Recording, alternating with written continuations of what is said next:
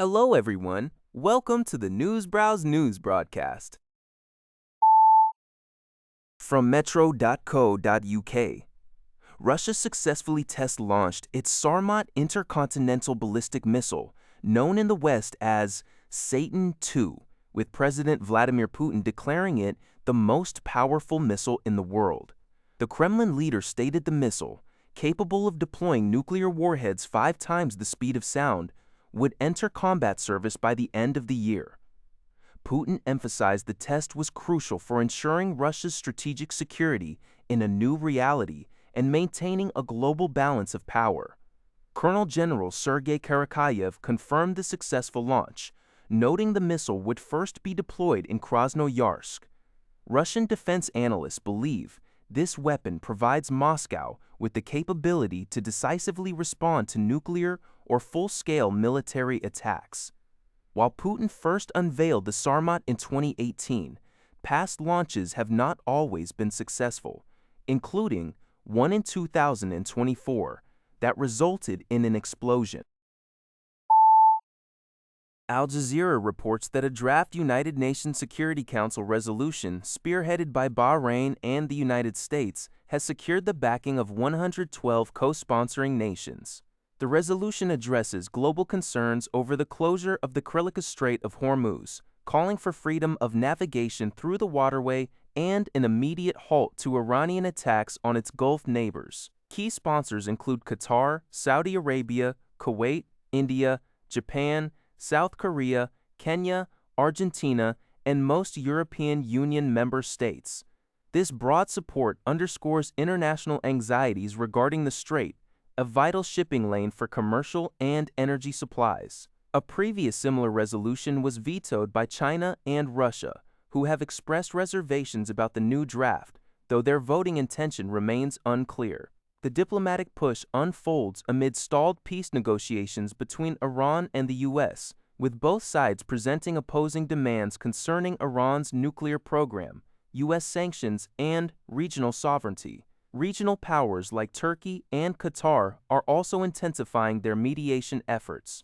U.S. President Donald Trump, currently in Beijing, plans to discuss the Iran conflict with President Xi Jinping.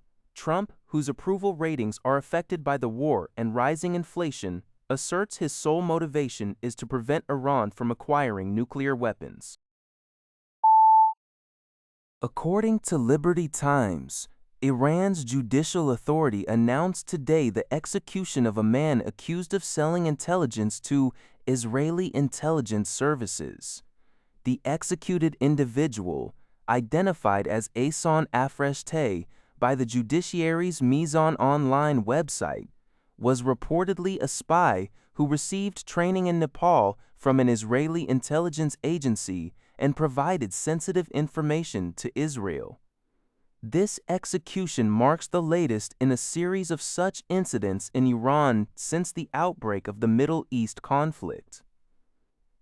Human rights organizations indicate that Iran is the world's second leading country in carrying out death sentences, trailing only China.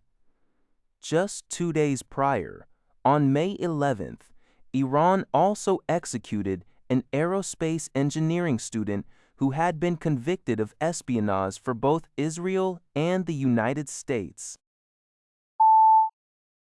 According to People's Daily Online, Chinese battery manufacturer Contemporary Amperex Technology Co. Limited, gets ATAW, has commenced battery module assembly at a new facility in Debrecen, eastern Hungary. Operations at the new assembly line, boasting an annual production capacity of 5 gigawatt-hours, began earlier this month.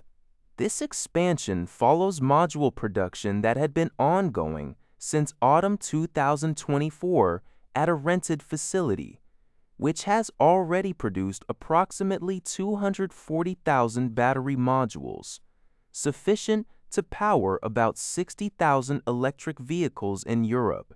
CATL highlighted that this investment is driven by the increasing European demand for high-performance and safe EV batteries. The company also confirmed the completion of its first battery cell factory in Debrecen, with trial production of battery cells anticipated once the necessary permits are secured. CATL aims to continuously adapt its product portfolio to regional customer needs. According to Antara News, Indonesia's Coordinating Ministry for Political and Security Affairs is considering the withdrawal of Indonesian Defense Forces, TNI, troops from Lebanon. This action would be taken if conditions on the ground become unfavorable and the United Nations interim force in Lebanon, the Saldo Boksogol, fails to guarantee the protection of its peacekeeping personnel. Brigadier General Honi Havana emphasized that the safety of Indonesian soldiers is the government's top priority, and early troop withdrawal is an option under consideration if UNIFIL's mandate is no longer sufficient. Despite this, Havana believes sending TNI troops remains feasible due to ongoing reports from TNI and the Indonesian embassy in Beirut, preparedness of mitigation measures, and potential troop redeployment. The government also commits to upholding UN transparency in investigating incidents and ensuring accountability for peacekeeper security. Indonesia is set to deploy 780 TNI personnel to UNIFIL at the end of May 2026. That's all for this video.